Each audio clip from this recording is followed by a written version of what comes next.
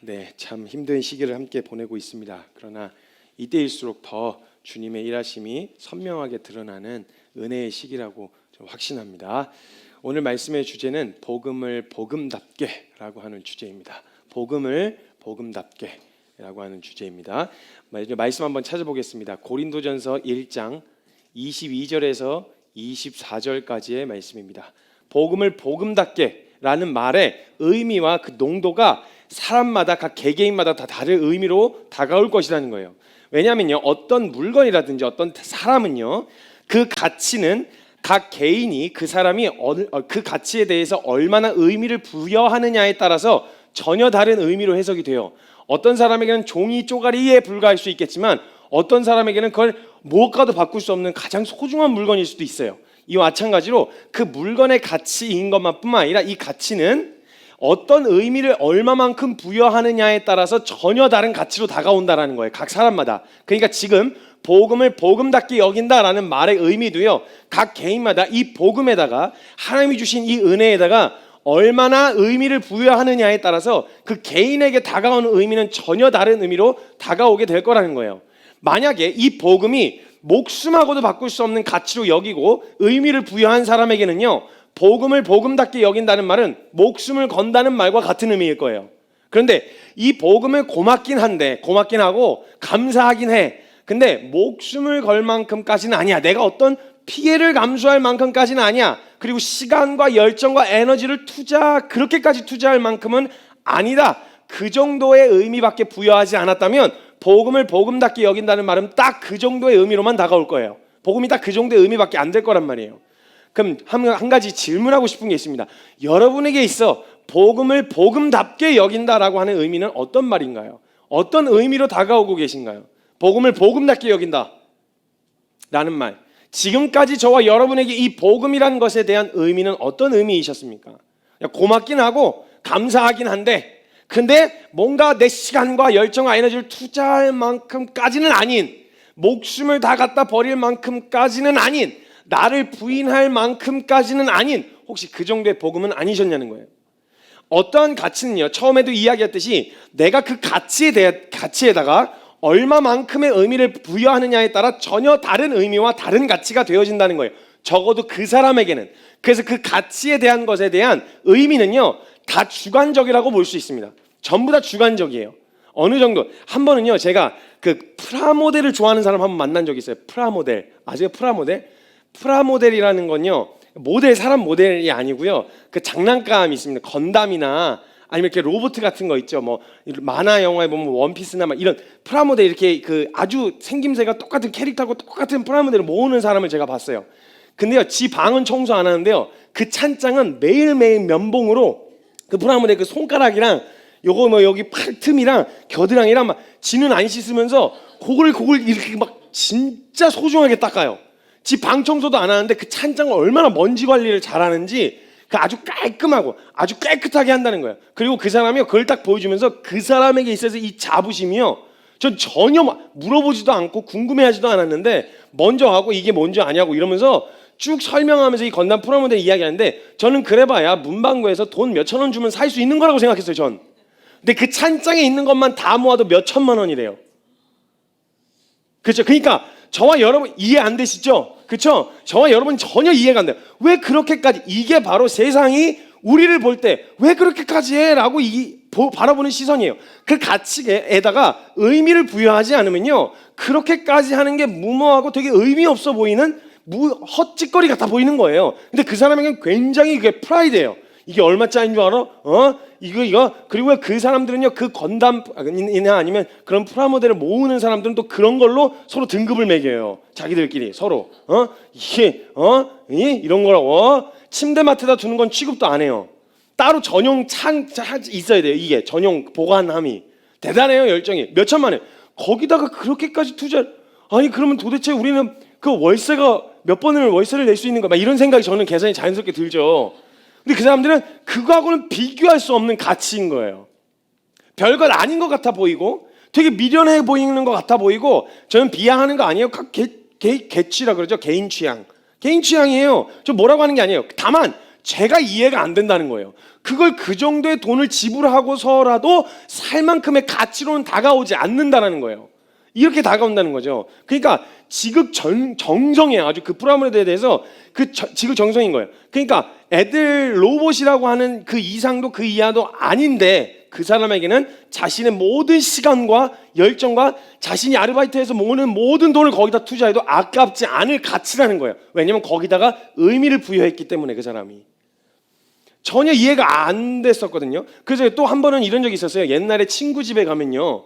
옛날에 친구 집에 가면요. 항상 그 남자애들 집에 가면은 액자로 이렇게 크게 걸려있는 사진이 엄청 크게 인화해서 걸어놓은 사진이 있어요. 남자애들 그 태권도 학원 가면은 이러고 있는 사진 있잖아요. 뭐 이러고 있는 사진이든. 그죠? 요렇게 있는 사진들을 걸어놔요. 저 그걸 왜 그렇게 대문짝만하게 인화해갖고 걸어놓은지 이해가 안 돼요. 근데 그거에 그때 나이 때는 자랑스러운 거야. 우리 아들이 그러면서 그냥 걸어놓고 싶은 거야. 그 사람에게 그 의미 있는 거란 말이에요. 그리고 또 이런 거 있죠. 친구 집 방문을 딱 열고 들어가면 표창장이랑 상짝이랑 임명장이랑 이렇게 막 벽에다가 상장 붙여놓는 거. 제가 봤을 때 그냥 종이 쪼가리예요. 그건 인테리어를 완전히 망치는 짓이에요. 근데 그 사람이 거기다 걸어놓은 건 뭐냐면 그게 그렇게 좋은 거기다 의미가 있는 거예요. 자신의 추억이 담겨 있고 자신의 뭔가 해왔던 어떤 업적이 담겨 있는 거라고 생각하니까 걸어놓은 거란 말이에요. 제가 보기에는 종이 조각에 불과한 그것이 그 사람에게 굉장히 가치 있는 꼭 그걸 소중하게 보관하고 싶은 만큼의 의미가 있는 물건이란 말이에요. 그러니까 어떤 한 물건에 대한 가치는요 각 개인마다 전혀 다른 의미로 다가와요. 왜냐하면 그 사람이 그 가치에 대해다가 얼마만큼의 의미를 부여했느냐에 따라서 완전히 달라지거든요. 그래서 마찬가지로 자신이 물건, 여러분 스스로도 저와 여러분 스스로도 어떤 물건 혹은 누군가에게 의미를 부여하잖아요. 그럼 그 어떤 것을 투자해도 아깝지 않은 가치 있는 것으로 바뀌게 되어진다는 거예요. 의미를 전 탈바꿈하게 되어진다는 거예요. 그냥 볼 때 객관적이고 현실적으로 볼 때는 분명히 별로 가치가 없는 것 같아 보여도 내게 만약 가치가 있는 물건이다 그러면요 이거에 대한 부분에 얼마를 주고 사도 아깝지 않을 만큼 어마어마한. 그래서 제가 종종 보는 저기가 있는데 그 전당포 나오는 그런 어떤 그 미국의 프로그램이 하나 있어요. 전당포 사람들인가 뭔가 어쩌고 하면서 나오는 게 있는데요. 거기 보면요 동전 요만한 걸 가지고 와요. 동전 옛날 동전이에요. 제가 봤을 때 별거 없어요. 여사고도 바꿔 먹을 수 없을 정도의 무게예요. 저희 같은 경우 보면은 이거 고물상에다 팔아도 뭐 얼마 안 나오고 이렇게 생각할 수 있는데요. 그걸 수집하는 사람들에게는요 몇 억을 줘도 아깝지 않은 가치인 거예요. 그 사람들에게는. 우리한테 별거 아니잖아요. 그거 어디다 팔아먹어요. 그걸로 뭘 해요 우리가. 근데 그 수집하는 사람들에게는요 막 전 재산을 투자하고 싶은 만큼 어마어마한 가치로 다가온다라는 거예요. 그러니까 이 모든 물건과 어떤 가치에 대한 것은 각 개인에게 달려있다 이 말인 거죠. 근데 반대로 아무리 가치가 있어도요 내가 거기다가 의미를 부여하지 않으면요 그 가치가 가치답게 내게 여겨지지 않을 뿐더러 그 가치대로 다가오지 않는다라는 거예요. 옷도요 제대로 걸치지 않은 원시 부족에게요 제가 에르메스라고 하는 명품 브랜드가 있는 줄을 최근에 한 일주일 전인가 2주일 전에 알았어요. 에르메스라는 데가 있구나. 에르메스라고 하는 명품 가방이 있대요. 저는 누가 이렇게 그 1+1으로 딸려오는 이렇게 카드 지갑 같은 걸 줬어요. 근데 거기에 뭐라고 적혀 있었더라? 헤지스? 헤지스래요. 저 헤지스가 뭔지 몰랐어요. 그러니까 이거 명품이라 뭐 닥스? 예. 저는 명품 잘 몰라요. 그러니까 저 아예 관심이 없어요. 저는 오로지 유일한 명품 뭐 나이키, 아디다스 뭐 이런 게 저한테는 명품이지 뭐 그런 건 아예 관심이 없으니까 거기에 대해서는 전혀 몰랐었단 말이에요. 근데 그거 보면서 이거 그래도 비싼 거예요 라고 이야기해 주는 거예요. 비싼 거예요 라고 얘기해 주니까 제가 막 이렇게 집어 던지고 막 그랬었거든요. 그 다음부터 그걸 그렇게 못 하겠더라고요. 이렇게 소중하게 갑자기 생각하게 그 가치에 대해서 의미를 전혀 모르고 있을 때는 나한테 의미가 없으니까 같은 물건인데도 그 의미를 모를 때는 그냥 막 함부로 취급했는데 이게 얼마나 중요한지를 알게 되어지니까 이게 전혀 다른 의미로 다가오기 시작하는 거예요. 그럼 생각을 해보세요. 어떤 옷도 제대로 걸치지 않는 원시 부족한테 에르메스 가방을 한번 줬다고 생각해 보시죠. 명품 백을. 그 사람들에게 에르메스 백은 전혀 의미가 없어요. 아무리 비싼 거라고 해도 그 사람들에게는 아무런 의미가 없어요. 그래서 주님도 복음에 대해서 이야기하실 땐 병든 사람에게야 쓸 때가 있고 건강한 자에게 쓸 때가 없다. 죄인인 것을 처절하게 인정이 돼야 복음이 복음되지. 그게 인정되지 않은 사람이 어떻게 복음이 복음될 수 있겠냐. 그래서 너희가 먼저 알아야 되는 건 너희가 얼마나 죄인인지, 즉 이 복음이 얼마나 필요한 존재인지를 먼저 알아야 된다고 이걸 강조하셨던 이유예요. 근데 어찌됐건 원시 부족들은요 다른 거 없어요. 그 사람들은요 물고기를 최대한 많이 담을 수 있는 그 밭에서 추수한 그걸 많이 담을 수 있는 실용적인 가방이 필요하지. 그 조그마한 에르메스니 뭐니 뭐 그런 거 아무짝에도 필요 없어요. 머리에다 이렇게 끼고 뒤에다 이렇게 연결한 그 원시 부족들이 차고 다니는 거 있잖아요. 여기 머리에다 이렇게 해가지고 뒤에 바구니 달고 다니. 이 큼지막한 이런 거면 충분해요. 끊어지지 않는 아주 튼튼한 가방이면 그 사람들에겐 충분한 거예요. 그러니까 그 사람들에게 가치 있는 가방은요 에르메스 가방보단 뭐 사냥한 물고기들 더 많이 담을 수 있는 실용적인 가방이 더 가치 있게 다가온다라는 거죠. 이처럼 가치라는 건 아주 지극히 주관적인 거예요. 그래서요 마태복음 7장 6절에서는 주님이 이렇게 말씀하세요. 거룩한 것을 개에게 주지 말며 너희 진주를 돼지 앞에 던지지 말아라. 그들이 그것을 발로 밟고 돌이켜 너희를 찢어 상하게 할까 염려하라. 진주라고 하는 가치와 보석, 거룩한 좋은 것을 개나 돼지에게 주지 말라는 거예요. 왜냐하면 개나 돼지에게는 그게 전혀 필요하지가 않아요. 돼지는 오로지 여물만 있으면 돼요. 그거면 충분합니다. 여물이면 충분합니다. 돼지에게는 다른 게 필요 없어요. 근데 그 사람에게 그 진주라든지 다이아몬드나 이런 좋은 걸 아무리 던져줘도요 돼지에게는 그게 의미 있게 다가오지 않는다라는 거예요. 그래서 어떠한 가치는 굉장히 각 개인별로 지극히 주관적으로 다가온다라는 거예요. 그래서 가치를 제대로 모르고 그 가치의 의미를 부여하지 못한 사람에게 줘봤자 아무리 좋은 것이라고 해도 그에게는 의미가 없을 거란 이야기를 하고 있는 거예요. 그래서 이것을요 이러한 가치와 이러한 의미가 있다는 걸 저한테 아무리 강요를 해도요 받아들여지지가 않아요. 없으니까, 관심이 없으니까. 프라모델 얘기하고 막 에르메스 가방 얘기하고 앞으로도 명품에 별로 관심이 없을 것 같아요. 그런 걸 들고 다닐 이유가 없고 그냥 이거 편안하기만 하면 돼요. 그 충분한 거예요. 편안하기만 하면. 저한테는 그게 가장 큰 의미이거든요. 아무리 저에게 강요를 한다고 해도 그 사람이 부여한 의미만큼 대부분은 다가오지가 않아요. 잘 다가오지 않는단 말이죠. 이것을 누구에게 강요하거나 억지로 가치를 가치답게 여기라고 한다고 되는 문제가 아니라는 거예요. 각기마다 다 주관적이어서. 그럼 아마 여기까지 이야기하면 이렇게 이해하실 수도 있어요. 이 말씀을 듣는 만약에 누구는 제가 이 얘기까지 하면 거봐, 어떤 가치에다 의미를 부여하는 건 주관적인 거라니까. 그러니까 복음이나 기독교를 그런 식으로 무모하고 극단적으로 모두가 다 그렇게 살아야 된다고 이야기하면 안 돼. 사람마다 다 다른 거야. 이런 생각을 할 수도 있어요. 그렇게 이야기하는 건 독선적인 거고 그건 너무 무모한 거야. 지나친 거야. 이렇게 이해할 수도 있을 텐데요. 저는 그런 이야기를 하고 있는 게 아닙니다. 지금 예를 들면요, 에르메스라고 하는 그 명품 브랜드를 최근에 알게 됐는데요. 명품 중에 명품이라고 그러잖아요. 그게요, 제가 가격을 그래서 한번 쳐봤어요. 이거 설교 준비하라고 쳐봤는데요. 첫 페이지 딱 누르자마자 1,600만 원부터 시작하더라고요. 첫 페이지가 1,600 가방 요만한 거예요. 이해 안 되시죠? 거의 천만 원을 거기다가 투자. 이해가 안 됐어요. 아무튼 이해가 안 됐는데 어찌됐건 그 가방에다가 에르메스 가방이 명품인데 아무리 저에게 에르메스에게 가치가 저에게는 의미가 전혀 없고 가치가 없다고 하더라도요, 제게 의미가 없다고 그 가치가 다운되진 않죠. 저에게 의미가 없다고 해서 그 가격이 내려가진 않잖아요. 에르메스 가방을 사려면 저에게 의미가 없어요. 그냥 저한테 이거 100만 원 주세요. 저한테 100만 원 가치밖에 안 돼요. 100만 원이 주세요. 이렇게 얘기한다고 해서 100만 원에 줄 게 아니라는 거예요. 그 가치를 내가 가치가 없고 의미가 없어도 그 가방을 사려면 적어도 1,000만 원 이상의 재정을 들여야 되는 것처럼 아무리 기독교와 복음에 대한 가치가 내게 의미가 없다고 하더라도 이 사람에게 전해주기 위해서 가격을 다운시키지는 않는다라는 거예요. 가치를 양보하지는 않는다라는 거예요. 근데 사람들이 일단 불러 모은다고, 사람들에게 어떻게든 이걸 받아들이게 해야 된다고 이 가치를 자꾸 다운시키면 결국 그 가치가 그런 가치밖에 안 된다고 인식이 될 거 아니에요. 그거 100만 원이면 사. 에르메스 그거 가방 그거 한 10만 원 주고 살 수 있어. 내가 그거 10만 원 주고 살 수 있어. 그리고 1,000만 원 돈 주고 사는 사람들은 호구 취급하겠죠. 왜 이렇게 병신같이 살아? 이렇게. 그걸 우리가 양보하는 바람에, 만약 우리가 그 가치를 양보했다, 양보하는 바람에 사람들이 이렇게 사는 삶이 극단적인 삶이라고 말하고 있잖아요. 다른 건 몰라도 그 가치는 그 가치다워야 돼요. 사람들에게 의미가 없고 사람들에게 그 가치만큼의 인정이 되지 않았다고 하더라도 그 가치는 가치답게 지켜졌어야 했단 말이에요. 근데 일단 사람들이 듣기 싫어하니까, 일단 사람들이 거부감을 느끼니까, 사실은 이런 의미가 아니고 괜찮아, 이거 포장만 뜯고 여기 칼질 조금만 하면은 이거 10만 원에 살 수 있어, 이렇게 싸구려로 팔아먹어서 이제는 그 가치답게 제대로 여기자고 말하면 극단적이란 이야기가 나온다고요. 지금 하는 말은 다 주관적이기 때문에 사람들에게 강요하지 말아라 이런 얘기를 하는 게 아니에요. 그 가치를 양보해서는 안 된다는 이야기를 하는 거예요.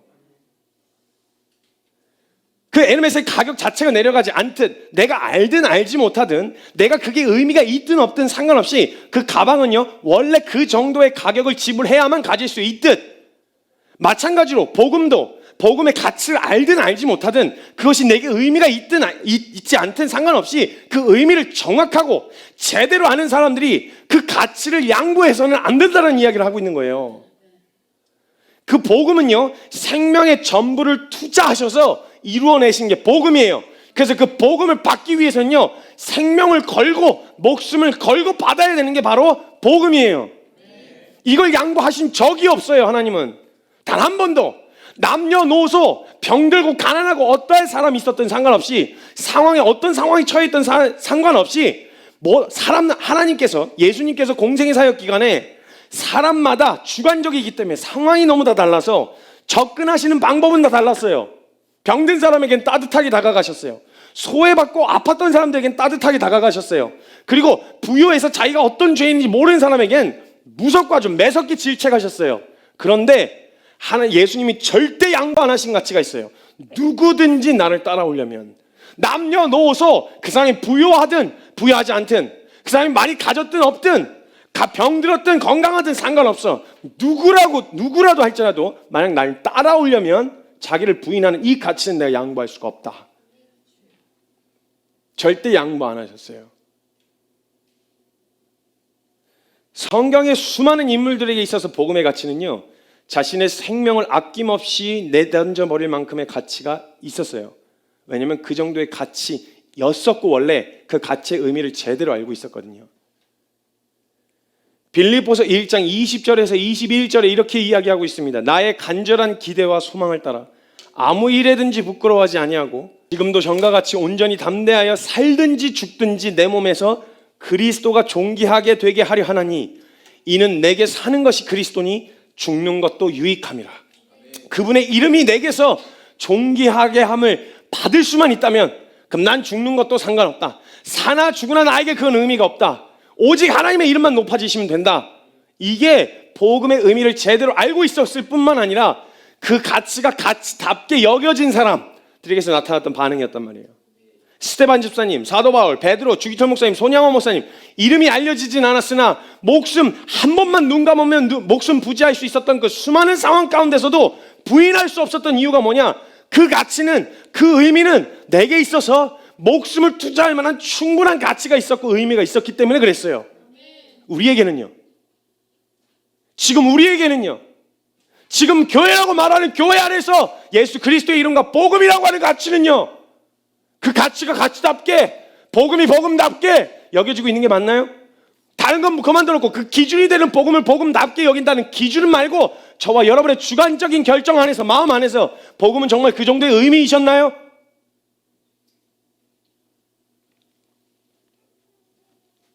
그런데 놀랍게도 어떤 사람에게 있어서요 자신의 전부를 투자할 만큼 가치 있는 물건이든 사람이 있잖아요. 그러면요 그 사람 앞에서는요 절대 그 주변 사람들이 이 물건에 대해서 함부로 대하지 않아요. 왜냐면 이 사람에게 있어서 이 가치는 목숨하고도 바꿀 수 없는 자신의 전부를 투자할 만한 가치가 있다는 걸 알거든요. 저에게 의미가 없다고 해서 그 프라모델 건담을 봤을 때요 제가 그냥 이거 이렇게 하고 갖고 노는 거 아니야? 이래갖고 장난치지 않았어요. 그 앞에서. 왜냐면 그 사람, 나에겐 의미가 없어도 그 사람에게 의미가 있다는 걸 알거든요. 정부를 걸 만큼 아끼고 소중하게 생각한다는 걸 알거든요. 그래서 이걸 손대는 거는 굉장히 조심스러워하는 거예요. 그 사람의 물건이라든지 그 사람이라든지. 그래서 생각해보세요. 누군가가 만약에요, 죄송합니다, 저희 지체 중에 택시 운전하시는 아버지를 두신 지체가 있어요. 제가 그 이후로부터 택시기사 욕을 안 해요. 그 이후부터, 들어온 이후부터 길거리에서 택시를 만나도 택시가 막 무리하게 끼어들어와도요 얘기를 안 해요. 왜냐? 그에게 있어. 저에게는 별로 의미 없을 수 있는 직책일 수 있겠지만 적어도 저희 지체에게는 아버지의 직업이거든요. 이걸 제가 함부로 폄하하거나 함부로 비하하면 마음 상해할 거 알거든요. 그러니까 제가 조심스러워지는 거예요. 지체들도 운전하면서 가끔 저희가 그렇게 하는 거 봤어요. 딱 끼어들면 평상시 같으면 이래가지고 그냥 깜빡이 켜고 들어가고 막 쌍라이트 팍팍 끼면서 막 이랬을 텐데 딱 하면서 딱 이미 딱 들어오려고 할 때 이미 마음에 그런 마음을 이미 품고 있는 거예요. 왜냐하면 누군가에게 가장 소중하다라는 거, 누군가에게 그 정도의 의미가 있다라고 하면요, 그 사람과 그 대상을, 그 물건을 대하는데 굉장히 조심해요. 왜냐하면 나에겐 의미가 없어도 그 사람이 의미 있다는 걸 알거든요. 그래서 이 사람하고 완전히 절교할 거 아니면 그렇게 함부로 손대거나 함부로 말하지 않아요. 그것에 대해서 어느 정도의 가치인지 알기 때문에 그래요. 제가 처음 책을 냈었던 게 믿음 분투다였거든요. 그래서 제가 무료죠, 공짜로 몇 분들에게 이걸 나눠드렸어요. 나눠드렸는데 저에게는 이 믿음 분투다라는 책은요, 제가 저의 과거가, 저의 지난 실패했었던 그 모든 시간들이 은혜로 재해석되는 시간들이었어요. 그리고 하나님이 얼마나 이 하나님의 제 인생이라고 하는 이거 안에서 제가 뭘 해서가 아니라 얼마나 철저하게 하나님이 지키셨는지를 나타낼 수 있는 책이었단 말이에요. 전 진짜 소중하게 생각해요, 그 책을. 근데요, 제가 한번 그걸 공짜 드렸는데 어떤 그 분들이 그 이제 냄비 받침으로 쓰고 있는 걸 본 거예요. 그걸 냄비 받침을 다이렉트로 올려놓진 않았죠. 뭘 덮어놓고 올려놨는데 제가 그게 그렇게 속상한 거예요. 아니, 저자가 있는데 다른 책을 저자가 없는 책들이 얼마나 많아요. 근데 같이 저자가 있는데 급했어요. 상황은 급했다는 게 이해가 돼요. 빨리 이러면서 막 뜨거워서 뛰어오는 걸 여기 이래서 딱 끌어놓은 게 제 책이었어요. 이해는 가는데 속상하다 이 말이에요. 그러니까 이런 소중하다라고 생각하는, 그리고 제가 그 책들이 중고 서적으로 올라오는 걸 보면 되게 가슴이 아파요. 제가 중고 서적을 물론 다 봤으니까 그걸 계속 보관할 수 없죠. 짐이니까. 은혜 충분히 받았으니까 이제 다른 사람들에게 좀 더 저렴하게 플로잉하고 이러면 좋은데 중고 서적으로 올라오면 좀 마음이 타이마입니다. 네. 성경도 마찬가지예요. 그 사일런스라고 하는 영화 제가 그때 한번 이야기한 적이 있었어요. 그때 천주교 신자들을 일본의 그 사람들이 이 천주교 신자들을 무자비하게 잡아 죽이고 있었는데, 그때 그 천주교 신자들을 걸러내는 방법이 딱 하나밖에 없대요. 뭐 철저하게 조사하고 이런 거 없어요.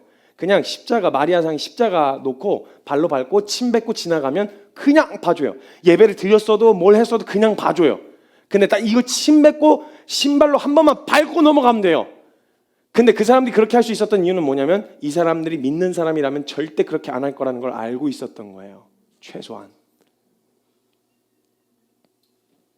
믿는 사람이라면 절대 그렇게 양심으로도 그 사람들에게 있어 의미와 가치는 목숨하고도 바꿀 수 없는, 그거 바로 잡혀가면 어떻게 될지 뻔히 알거든요. 근데도 목숨하고도 바꿀 수 없는 가치라는 걸 적어도 그 사람들은 알고 있었어요. 그래서 만약에요, 사람들이 그 사람으로부터 그 가장 소중한 걸 빼앗으려고 하면요, 어느 정도의 각오를 해야 되냐면 한번 괴롭혀볼까? 한번 놀래켜볼까? 이 정도의 각오가 아니고요, 잡아 죽여야 된다라고 하는 각오를 해야만 뺏을 수 있다고 생각했어요. 뺏으려고 할 때는요, 그 사람에게서 가장 소중한 걸 빼앗으려고 할 때는요, 그냥 한번 슉 이렇게 빼서, 아니요, 그게 아니라 진짜 잡아 저거 만약 안 놓으면, 손에서 안 놓으면 머리 망치를 깨든지 뭘 하든지 잡아 죽여서라도 빼앗아야 된다라는 각오를 하지 않으면 못 뺏었어요. 적어도 상대방도 그 정도의 각오를 해야 돼요. 근데 찌끔 협박만 해갖고 찌끔하고 내놔 이래갖고 줄 수 있는 거면 그 정도의 가치밖에 안 된다는 거예요. 그래서요, 어떤 경우에도 빼앗기지 않는 경우가 있죠. 사건 사고들을 봐도요, 그냥 주면 사는데 빼앗길 수 없어갖고 그거 지키느라고 목숨을 잃거나 크게 다친 사람들의 이야기를 볼 수 있잖아요. 어떤 것하고도 바꿀 수 없는 거예요. 그 가치에 대해서 의미를 부여한 만큼 마음이 묻어나기 때문에 잘못 건들잖아요, 뼈도 못 추려요.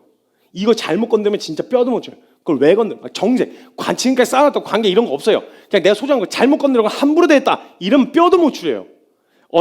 진짜 그 사람을 죽일 작정으로 완전히 부셔버릴 작정이 아니면 어지간해서는 그 영역을 건들 수가 없어요. 의미를 부여한 그거요. 내가 그냥 종이를 이렇게, 예를 들면 소중한 종이가 이렇게 있어요. 뭐 이렇게 뭐가 적혀 있는. 근데 제가 그냥 장난으로 이런 식으로 이렇게 찢는 소리 내면서 장난을 하면요, 완전 막 사람들 정색하고 그래요. 소중한 거는요, 중요한 건. 그걸 건든다는 건 그 사람과 완전히 담쌓고 절교를 하든 뭘 하든 하겠다는 의미일 테니까 진짜 그럴 작정 아니면 웬만해선 안 건드려요. 그 사람에게 소중한 걸 알기 때문에. 그래서요, 목숨을 걸었던 사도들과 예수님의 제자들에게서부터 예수님을 빼앗고 예배를 빼앗으려고 할 때는요, 최소한 그들의 목숨을 빼앗을 각오를 하고 달려들었어요. 하지 마세요. 그렇게 하면 큰일 나요. 그렇게 하면 혼나. 이 정도로 흔들릴 공동체가 아니라는 걸 알았어요. 그 공동체를 와해시키려면 적어도 어느 정도의 각오를 해야 되냐. 얘네들 만약에 안 퍼진다, 안 흩어진다, 다 죽여버려. 그냥 보이는 족족 그냥 다 잡아 죽여버려. 이렇게 이 정도의 각오를 하지 않으면 빼앗을 수 없었다라는 거예요. 어떤 사람들은 그냥 딱 한 번 눈 감고 부인해. 그걸로 예수님이 뭐라고 하시겠어? 예수님도 그런 걸 원하실 거야. 예수님이 이걸 지키기를 원하실 거야. 성도들 지켜야지. 너만 혼자 신앙 지키고 니만 고결해? 성도들 어떻게 해? 교회는 어떻게 할 거야? 라는 말로 수없는 말로 신사참배할 때요. 제자들에게 있어서 그 한 번 딱 눈 감는 그거는요, 그냥 한 번 눈 감았다 떠는 생리 현상이 아니었어요. 그들에게는 그 천이 발 한 번 밟고 지나가는 거, 이 의미는 그들에게 그 정도의 의미가 아니었어요. 자신의 전부를 깨트리는 것 같은, 자기가 완전히 부셔지는 것 같은 그 정도의 농도였어요. 딱 한 번 발로 밟는 게, 딱 한 번 침 뱉는 게, 딱 한 번 예수님 이름 눈 감고 부인하는 게, 그게 그들에게는 그 정도의 의미였어요. 별거 아니었었던, 의미가 없었던 사람들에게는 당연히 그냥 한 번 눈 감는 정도라고 이야기할 수 있겠죠. 그깟 거라고 이야기할 수 있겠죠. 근데 그게 목숨처럼 소중하게 생각했던 사람들에게는 발로 한 번 밟는 게 그냥 발로 한 번 밟는 게 아니었어요. 침 한 번 뱉는 게 지나가다 가리켜서 침 한 번 뱉는 정도의 수준이 아니었다고요. 적어도 그 사람들에게는요.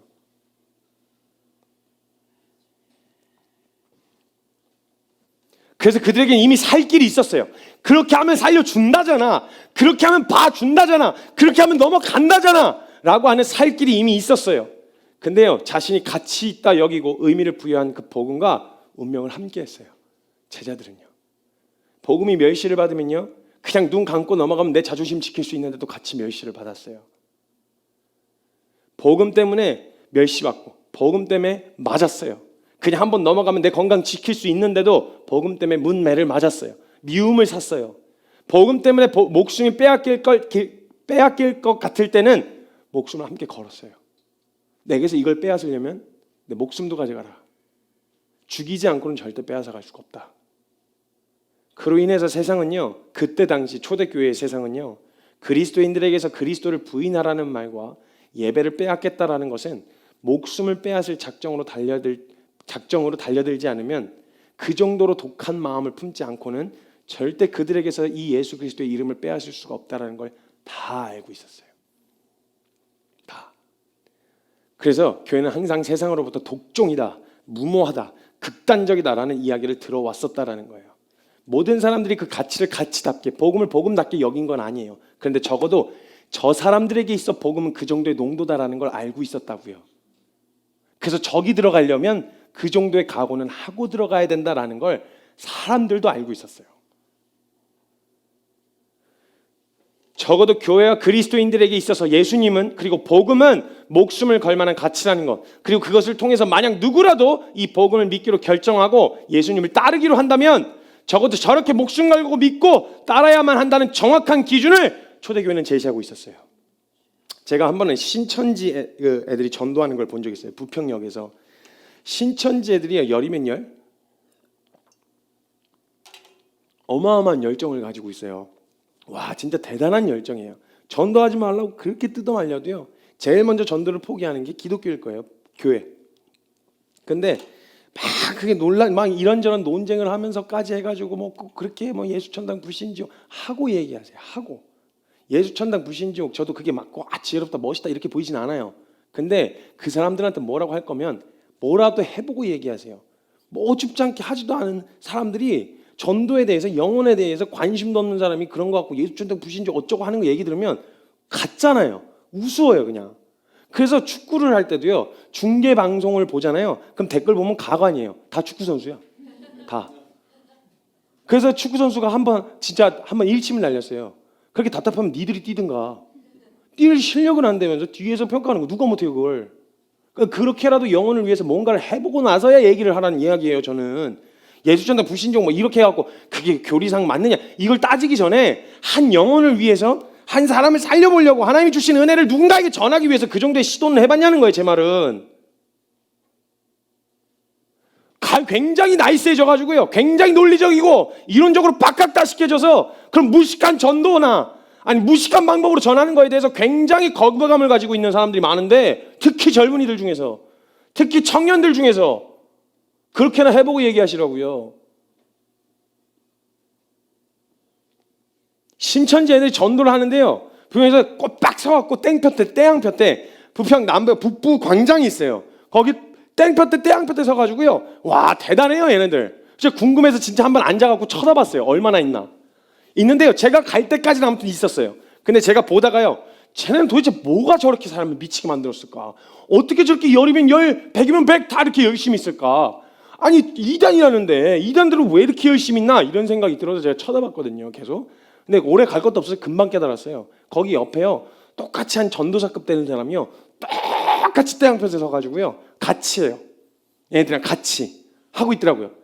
제가 확실하게 알았는데요, 그걸 통해서 확실하게 알았는데, 적어도요 신천지 애들은 전도에 목숨을 거는데요, 뭐가 그렇게 미치겠는지 궁금했는데, 다른 게 아니라 그들이 신천지를 믿기로 결정할 때는요, 적어도 자신에게 전해준 사람만큼은 믿어야 된다는 생각을 했을 거 아니에요. 그죠? 그걸 인정하고 내가 거기 들어가겠다는 말은 자신에게 신천지를 전도한 사람만큼은 믿어야 된다는 생각을 했을 거 아니에요, 기본적으로. 근데 그 전해준 사람이 목숨 걸었던 거예요.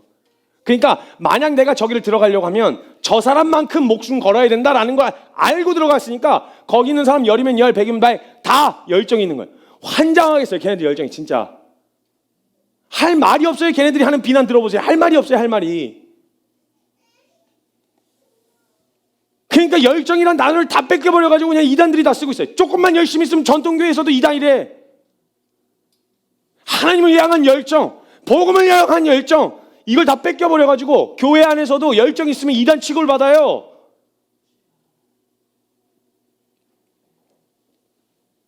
우리에게는 어떠냐는 거예요. 우리에게 있어 복음은 어떤 가치냐는 거예요. 전해줄 때 어떤 농도로 전해줬으며 받을 때 어떤 농도로 받으셨나요? 그냥 내 일생 가운데 그냥 일주일에 한 번 정도의 시간 투자할 수 있을 정도의 복음? 일주일에 한 번, 그것도 1시간 정도의 예배에만 투자할 수 있는 정도의 복음? 내 감정 하나, 내가 들어오는 감정과 어려움 하나 부인할 수 없는 그 정도의 복음이요? 이렇게까지 헌신하고 투자하는 건 무모한 거라고 이야기하는 복음이요? 어떻게 전해 들으셨나요? 우리에게 전해진 성경에는 그렇게 적혀 있지가 않은데, 여러분들에게 복음을 전해주신 분들은 뭐라고 전하셨나요? 그 여러분은 어떻게 받으셨나요? 어떤 의미로? 이렇게까지 사는 건 무모한 거야. 이렇게까지 해야 돼? 청년의 시기에 이 정도까지 살아야 돼? 이 정도까지 헌신을 해야 돼? 라고 이게 무모하게 들릴 만큼 정도의 수준으로 받아들이진 않으셨나요?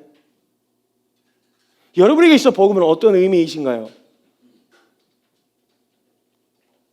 세상은 우리를 보면서 그들에게 가치가 있냐 없냐 이 얘기를 하는 게 아니에요. 그 사람들이 복음을 복음답게 여길 수 있게 되어지길 소망해요. 근데 그들에게 있고 없고는 그들의 몫이에요.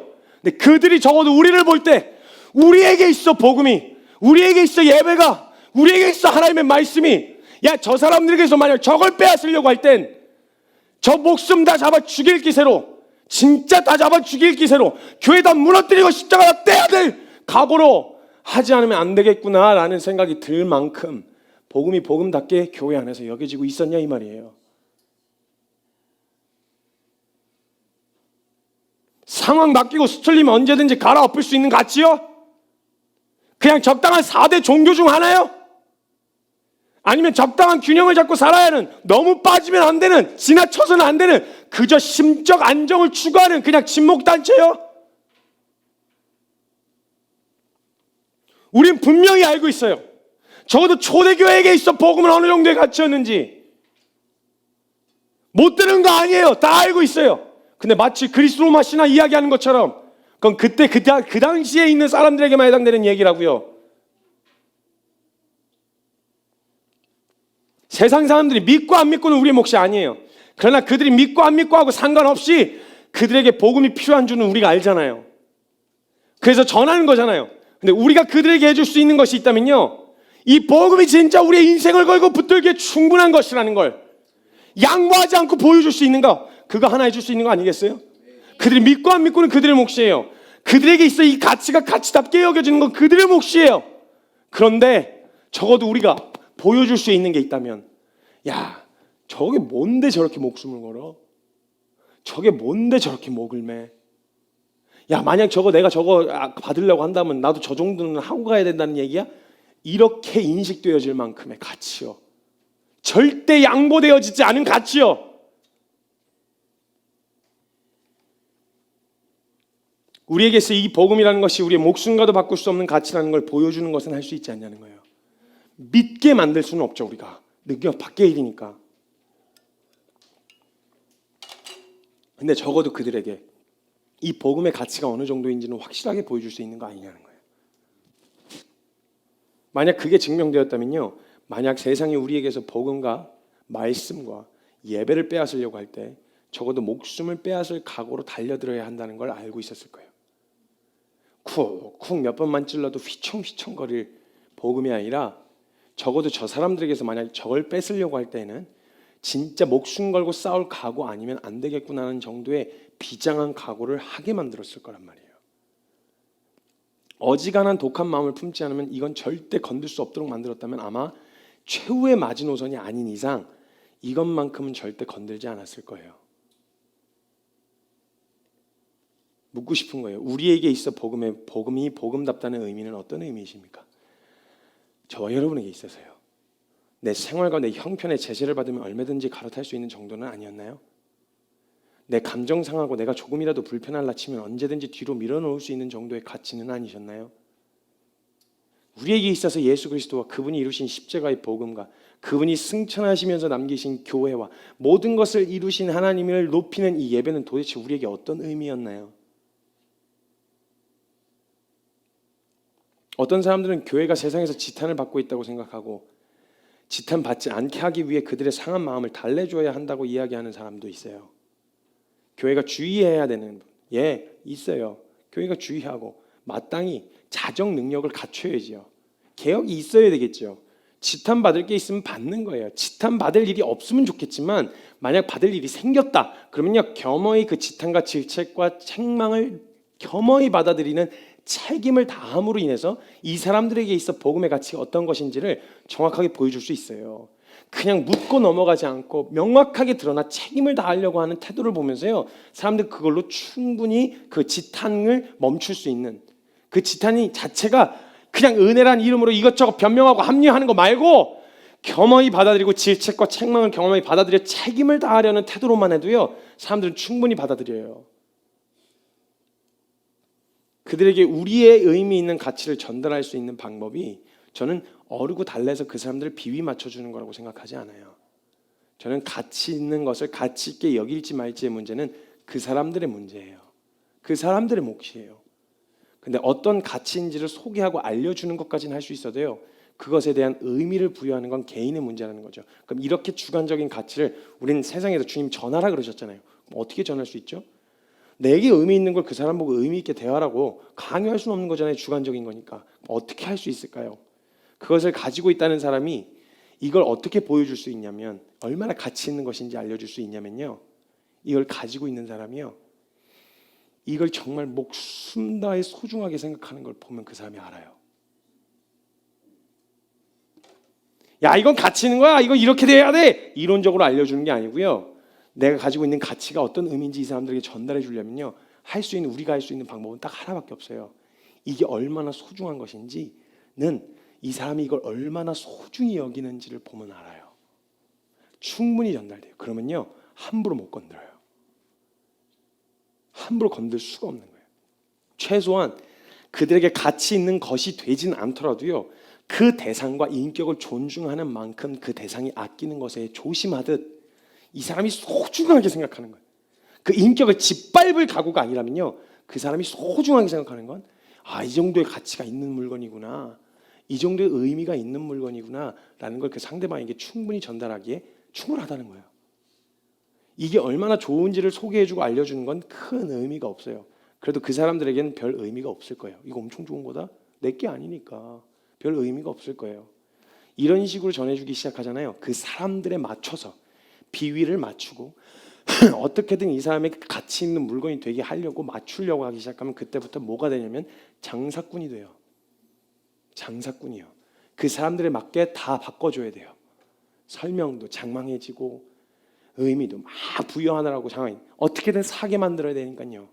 어떻게든 남아있게 만들어야 되니까요. 어떻게든 나오게 만들어야 되니까요. 그럼 그때부터 장사꾼이 되는 거예요. 어떻게든 교회 나오게 만드는 것이 목적이 되어지면 결국 약팔 수밖에 없어요. 사람들 듣기 좋은 소리 해야죠. 사람들 듣기 좋은 소리. 귀에 간지러운 얘기예요. 그런데 오든 오지 않든 상관없이 이것이 얼마나 소중한지를 보여주려면요, 결국은 우리가 이 복음을 얼마나 소중히 여기는지를 보면, 우리가 가지고 있는 말씀을 얼마나 소중히 여기고 있는지를 보면, 우리가 하고 있는 이 기도의 시간이 얼마나 소중한지를 보여주면, 우리가 드린 이 예배가 얼마나 소중한지를 보여줬더라면 충분히 전달될 수 있었다는 거예요. 그리고 만약 그들이 복음이라는 가치의 의미를 부여하게 될 땐요, 자신들이 목격한 대로 내가 이 복음을 받아들이려면 최소한 저 사람만큼은, 최소한 이 예배를 목숨 걸고 지켰던, 복음을 목숨 걸고 붙들려고 했었던 저 사람만큼은 믿어야 되는 거구나라는 걸 알고 들어오겠죠. 그리고 만약 그들이 복음이란 가치의 의미를 부여하게 될 땐 목숨 걸을 만한 가치가 있다는 걸 알고 시작하게 돼요. 시작 자체가. 교회 문턱은 낮아야 돼요. 교회 문턱은 낮을 수 있어요. 이 말은요, 모든 사람들에게 뭔가 갖춰야 될 자격이 있어야 된다는 말이 아니라 자격은 없어도 돼요. 어떠한 자격도 요구하잖아요. 교회 문턱이 낮다는 말은 누구나 올 수 있단 말이에요. 그런데 그렇다고 교회가 지향하는 가치를 양보하자는 말도 아니에요. 절대 양보하지 말아야 할 가치가 있어요. 사람이 떠나고 사람들이 등을 돌리는 일은요, 비일비재하게 일어나요. 사람 마음 묶어놓을 수 있는 방법이 없어요. 잡아놓기 위해서 최선을 다해야죠. 어떻게든 듣게 하기 위해서 무슨 몸부림이라도 쳐야죠. 근데 마음이 돌아섰다. 이걸 막을 길이 어디 있어요? 물리적으로 잡아놔요? 할 수가 없는데 어떻게 막아놔요? 그걸 어떻게 할 수가 있는 게 없어요. 다른 거, 사람 마음은 늘 사람들이 마음을 돌아서고 바뀌는 일은 언제나 일어났었어요. 늘 사람이 예수님 곁을 떠난 사람들도 있었어요. 근데 그때마다 사람들 붙잡아 놓기 위해 약을 빨 게 아니라 그 가치를 절대 훼손하지 않는, 그 가치가 가치답게 여겨질 수 있도록, 그 사람이 떠났다가도 언제든지 다시 이 가치로 돌아가야 되는데 라고 돌이키면 그 자리에 그 가치가 그대로 남아있는 그 중심이 있어야죠.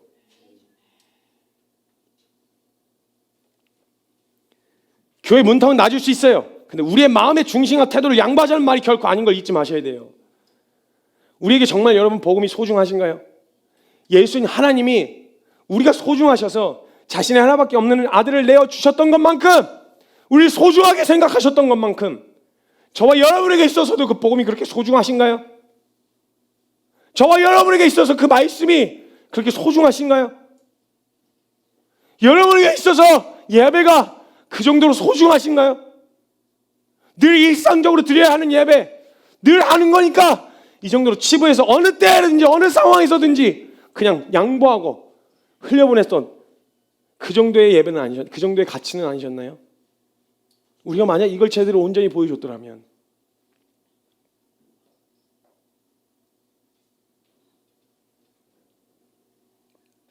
정말 교회인 우리에게 묻고 싶은 거예요. 교회에게 이 십자가의 복음은 무식하고 무모한 것이 아니라 정말 하나님의 능력이고 지혜였었는지.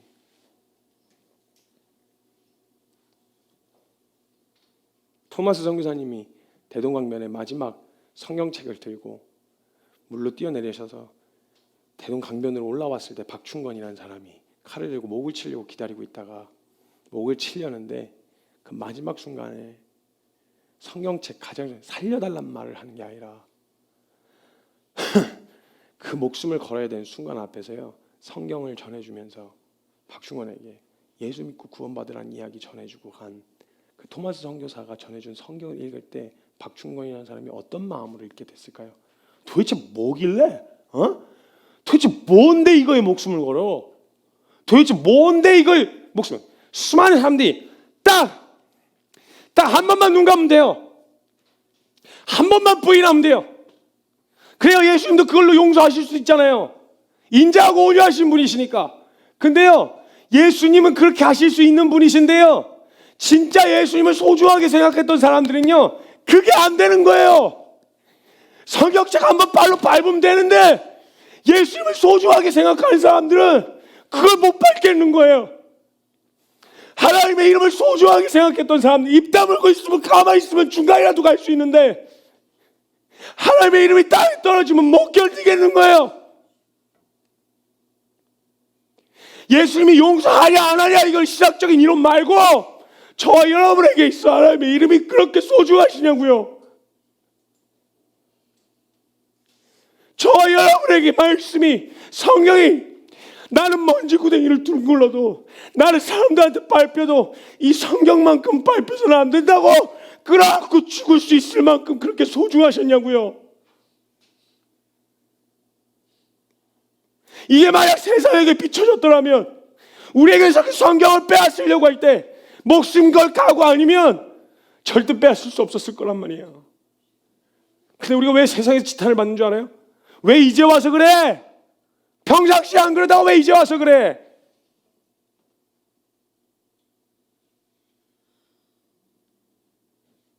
우리는 이런 얘기 들을 만해요. 우리는 세상으로부터 이런 얘기 들을 만해요. 하나님의 이름이 다른 사람들이 아니라, 이방 민족이 아니라 유대인이라 불리는 너희 때문에 이방인 가운데서 모독을 받는도다. 우리 그렇게 성경 소중하게 생각하셨나요?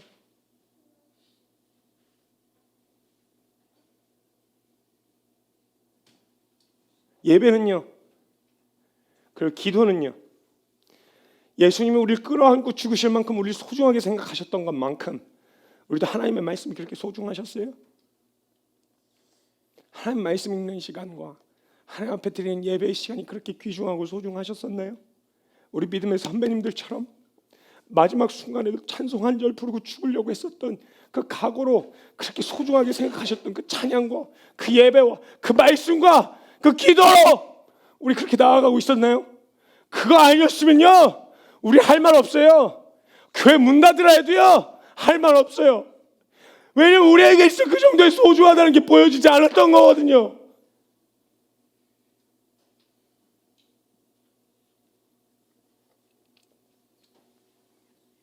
사랑하는 여러분, 그래서 우리가 이것을 붙들며 사는 삶, 이 진리와 가장 가치 있다고 말하는 이 복음을 붙들면서 사는 이 삶이 가장 지혜로운 삶이며 가장 영광스러운 삶이셨나요? 세상의 정욕과 원함을 쫓아 사는 삶이 아니라 주님의 부르심과 하나님 나라를 위해 달려가는 이 삶이 가장 영광스럽다 여기서 달려가셨나요? 아니면 내가 주님을 위해서 좀 희생한다, 내가 주님을 위해서 좀 봉사한다, 이 정도의 수준이셨나요? 우리는 이 엄중한 질문 앞에 오늘 서야 합니다. 묻고 싶은 거예요. 교회된 성도 여러분, 우리에게 있어 복음은 어떤 의미였나요? 우리에게 있어 예배는 어떤 의미였나요? 그리고 우리에게 있어 말씀과 성경은 어떤 의미이셨나요? 그 질문 앞에, 주님이 물으실 그 질문 앞에 대답할 답을 가지고 오늘 기도의 자리에 나아갔으면 좋겠습니다. 함께 기도합시다. 만약 우리가요, 크리스찬에게 있어서 예배와 말씀과 기도가 목숨보다 귀한 줄을 우리가 평상시에 세상에 보여주고 세상이 그것을 보아 알았더라면요, 교회를 예배를 양보해라 라고 말할 때 이 사람들에게 있어 목숨을 양보하라 수준으로 받아들일 것을 알았기 때문에요, 제가 요즘에 최근에 제일 불편한 말이 뭐냐면 교회가 미안합니다라는 말이에요. 네, 뭐 여러 가지 일 때문에 미안하고 사과해야 될 일이 있다고 생각을 해요. 근데요, 만약 이 가치가 어느 정도인지 평상시 우리가 증명했더라면요, 우리더러 목숨보다 귀한 예배를 양보하라고 해서, 양보하게 해서 미안합니다라는 이야기를 들었어야 했어요. 우리가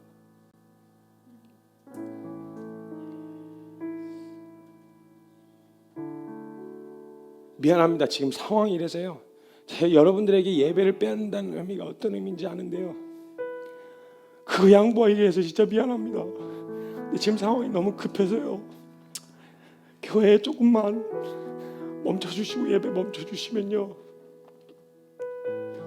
정말 미안합니다. 여러분에게 그게 얼마나 의미 있고 가치 있는 것인 줄 아는데 제가 이런 부탁을 해서 저희가 정말 미안합니다라고 만약 그걸 평상시에 우리가 증명했다면 우리가 그걸 들었어야 했어요. 우리에게 얼마나 가벼워졌으면, 우리에게 말씀이 얼마나 가벼워지고 복음이 가벼워졌으면, 뭘 이제 와서 그래, 그깟 예배 언제부터 교회에 예수님이 그깟 예수님이 됐어요?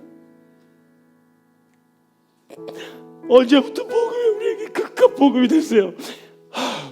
언제부터 교회 예배가 그깟 예배가 됐어요?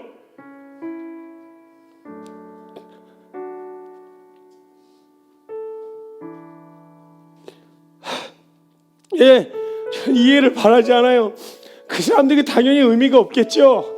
가치를 모르면 의미를 모르겠죠. 그래서 이해를 바라진 않아요.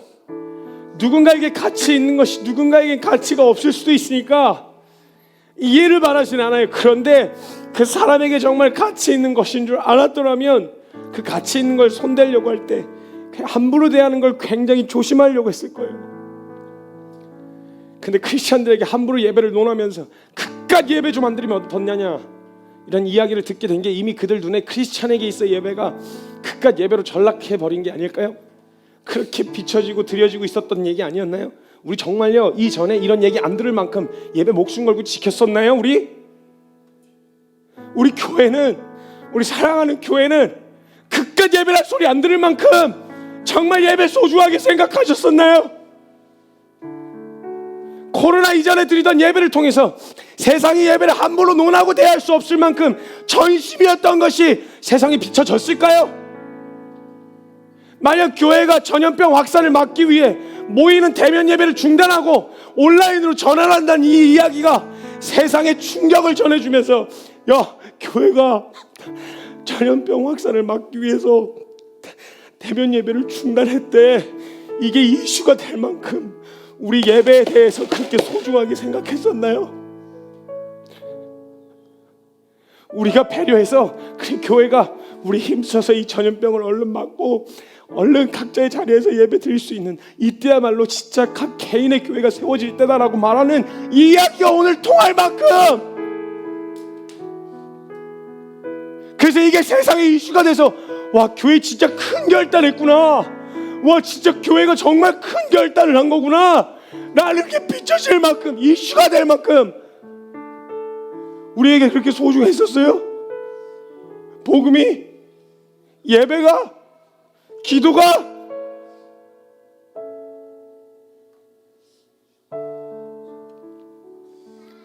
그렇게 이슈가 될 만큼 우리에게 예배가 생명이었냐는 거예요.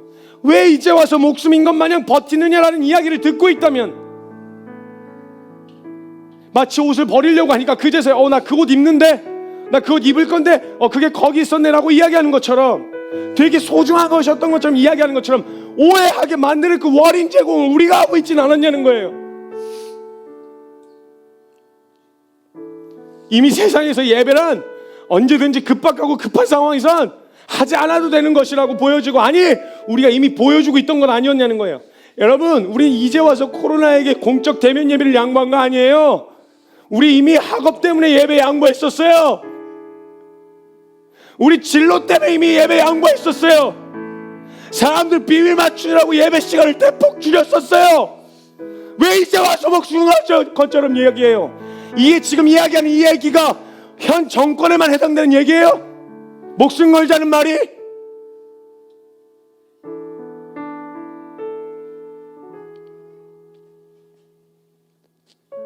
혹여나 감정 상할까? 취업에 예배를 양보했고요, 결혼에 예배를 양보했었고요, 상황에 예배를 양보했었고, 수없이 예배 양보해 왔었어요. 사람들 입맛에 따라 피곤하니까 새벽 기도도 줄이자, 힘드니까 공적 예배 더 줄이자, 40분이어야 된다, 사람들이 힘들어한다.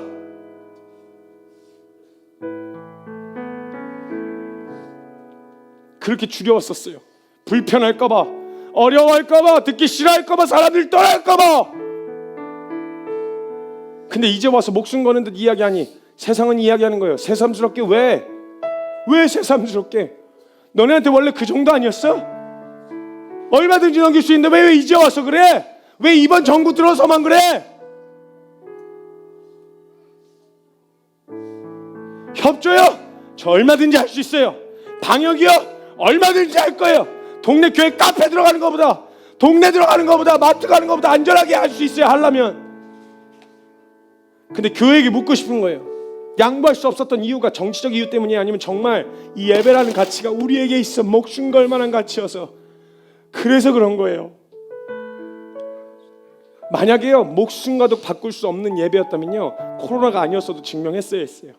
크리스찬들에게 모이는 예배를 포기하라는 소리는 죽으라는 소리라는 걸 증명했었어야 했다고요. 그리고 만약에 혹여라도 이번 기회에 만약 우리에게 일상처럼 주어졌던 이 예배가 본질이며 목숨을 걸어야 할 만큼 가치 있는 것임을 깨닫게 되었다면요 전 개인적으로 이 예배 교회에서 지켜졌으면 좋겠어요. 대면 예배로도. 목적이 그거라면요 정치적 이유, 난 그 말 듣지 않을 거야 라는 정치적 이유 때문이 아니라 이 예배가 정말 목숨을 걸어야 될 이유라면, 그걸 이번 기회에 발견한 거라면요 전 대면 예배 포기 안 했으면 좋겠어요. 어디 들어가는 것보다 집 앞 마트 가는 것보다 더 철저하게 방역에 신경 써서 전 드려져야 된다고 믿어요. 그리고 만약 온라인으로 전환한 이유가 현 정부에 사람들 배려하고 사람들 비위 맞추고 이야기하는 세상으로부터 질타받기 싫어서가 아니라 만약 이웃사랑, 교회와 복음의 본질인 이웃사랑, 하나님 사랑과 이웃사랑을 실천하기 위한 목적으로 온라인으로 전환한 거라면 저는 온라인 드려도 된다고 생각해요. 그러면요 둘 다 온라인으로 하든 대면 예배로 하든 상관없이요 이 예배가 완전히 다 끝나고 난 코로나가 끝나고 난 다음에 반드시 증명해야 할 거예요. 그건 온라인으로 전화했던 사람은 목숨 걸고 이 대면 예배를 포기할 만큼 그 정도 가치 있는 일이어서 온라인으로 전환했으니 목숨 걸고 이웃사랑해야 될 거예요. 내 몸같이 사랑하는 것처럼. 그리고 목숨 걸고 예배 지켰던 사람들은 현 정부 때문에 그렇게 한 게 아니라 이 예배라는 것이 우리에게 목숨을 걸 만한 가치였다라는 것 역시 코로나 이후에도 증명되어야 할 거예요. 안 그럼 그냥 정치 그 이상도 그 이하도 아닌 거예요. 기억하셔야 됩니다. 우리가 세상으로부터 받을 박수는 없어요. 앞으로도요 세상에서부터 받을 박수는 없어요. 지금까지가 이상했던 거였어요. 박수 받았던 게 이상한 거였어요. 원래 복음이 더 명확하게 진리가 선포되어질수록 세상은 더 명확하게 등을 돌릴 수밖에 없어요. 대적한 사람들 더 명확하게 등을 돌려요. 초반에는 예수님도 호응했어요. 환호했어요. 근데 진리가 더 선명하게 드러날 때마다 사람들이 등지고 다 떠나갔어요. 그리고 마지막 순간엔 아무도 남지 않았었어요. 이처럼 앞으로 시간이 지날수록 더 나아질 상황은 없을 거예요. 우리가 세상으로부터 받을 박수는 없어요. 영광은 없어요. 다만 세상이 보는 눈에 무식해 보이고 무모해 보이는 그 십자가가 교회에게는 생명과도 바꿀 수 없는 것이었다는 거, 이건 보여줄 수 있어야 돼요. 코로나가 끝나도요 절대 양보하지 말아야 할 가치가 전 이거라고 믿어요. 헬라인은 유대인은 표적을 구하고 헬라인은 지혜를 찾을 거예요. 근데 우리는 교회인 우리는요 십자가에 못 박힌 그리스도를 전하니 유대인에게는 거리끼는 것이요 이방인에게는 미련한 것이지만 그 은혜와 그 가치의 의미를 알고 있는 우리에게는, 부르심 받은 자들에게는 유대인이나 헬라인이나 할 것 없이 그리스도는 하나님의 능력이시고 하나님의 지혜입니다. 이걸 증명할 수 있어야 돼요. 와, 저 사람들에겐 진짜 저게 능력이다. 저 힘으로 사는 거구나. 저 힘으로 버티고 사는 거구나. 이거 증명할 수 있어야 된다는 거예요. 사랑하는 여러분, 전 진짜 기도하면서 너무 무서운 게 있어요. 코로나가 안 끝날 게 무서운 게 아니라 계속 이야기했던 것처럼 아무것도 변하지 않은 채 이대로 그냥 코로나가 끝나버릴까 봐. 도대체 이대로 끝나면, 아무것도 변하지 않은 채 끝난다면 더 이상 무엇이 이제 교회의 자극이 될 수 있을까요? 이게 너무 두려웠어요. 우리 오늘 말씀 앞에 서셔야 돼요. 질문에 대답하셔야 돼요.